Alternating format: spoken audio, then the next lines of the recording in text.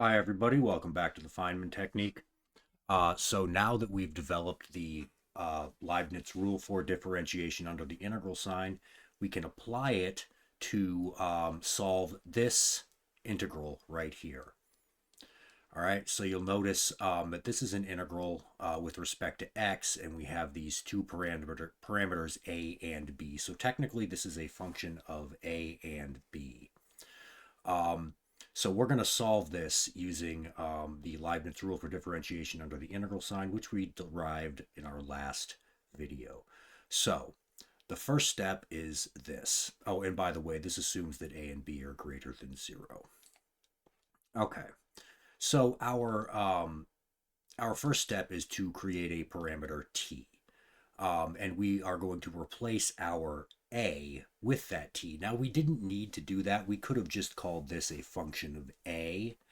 But typically in Feynman integration, we like to replace one of our constants, in this case a, with a parameter t, some new parameter. So we did that.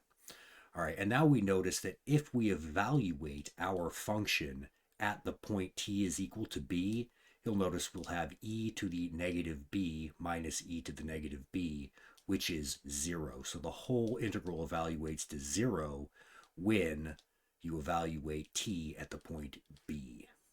So we have this condition right here. I of b is equal to 0. So next, we're going to use that rule that we derived in our last video to take a derivative directly with respect to t by placing the derivative inside as a partial with respect to t. So next, if we evaluate that partial with respect to t, we'll get this. And you'll notice some good things, a lot of good cancellations happen when we do that. The second term was, let's go back one step just to show you. This second term, you'll notice, does not depend on t at all. So it's completely constant with respect to x. So it drops out when you take the derivative.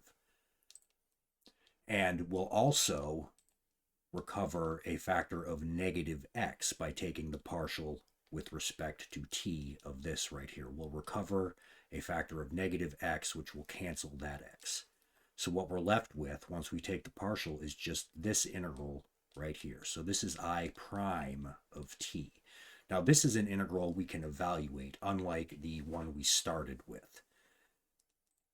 That integral easily evaluates to negative 1 over t.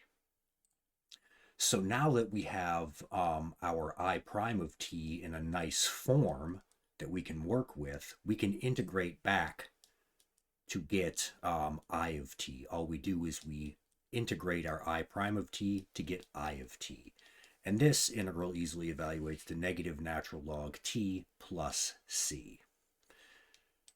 And now we use the fact that I of b is equal to 0 to solve for our constant c. And if we do that, we find that our c is equal to natural log b. So we substitute c equals natural log b in, and finally, we have our answer. So that integral that we started with, this one right here, the integral from 0 to infinity of e to the negative ax minus e to the negative bx dx, is just equal to the natural log of b over a. All right, guys, I hope you enjoyed that, and we will see you next time.